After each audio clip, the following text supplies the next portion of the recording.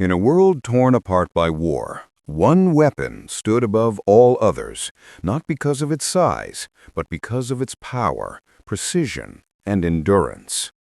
This is the story of the Browning M2.50 caliber machine gun, the gun that shaped history. It began with a man named John Moses Browning. The year was 1918. The First World War was ending, but a new kind of warfare was about to begin. The U.S. Army needed a weapon that could destroy aircraft, vehicles, and even armor. Browning answered that call. He took his .30 caliber design and turned it into a half-inch caliber beast capable of firing 600 rounds per minute. The result was the Browning M2, a weapon of incredible force and flawless design. Early versions were heavy and water-cooled, but their impact was undeniable. They could tear through steel, shred planes, and break fortifications. By the late 1930s, the U.S. military had perfected an air-cooled version, light enough for tanks, planes, and ships. What began as an experiment became the foundation of Allied firepower. When World War II erupted, the Browning M2 went everywhere.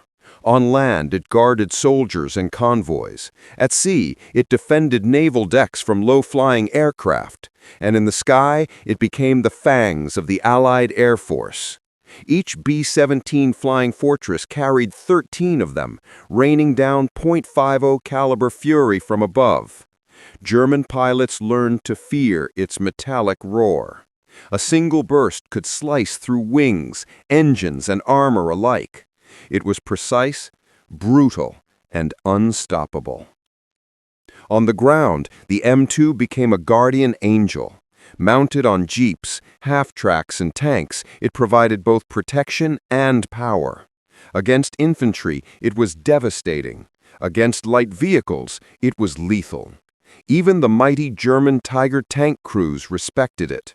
Soldiers called it Deuce, a nickname born out of love and trust, because when everything else failed, Deuce never did.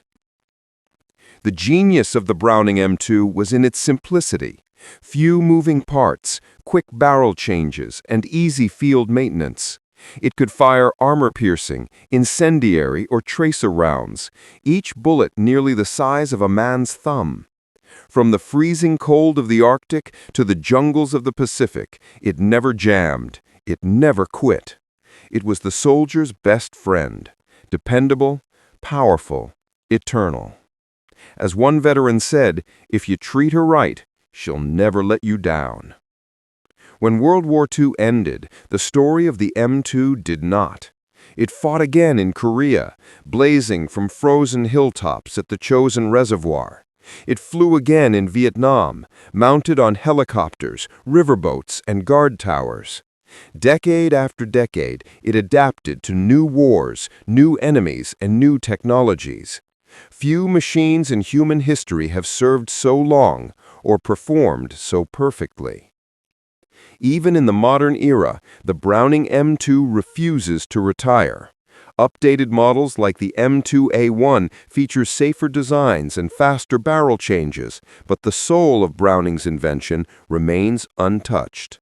In Iraq, Afghanistan, and beyond, the M2 still holds the line.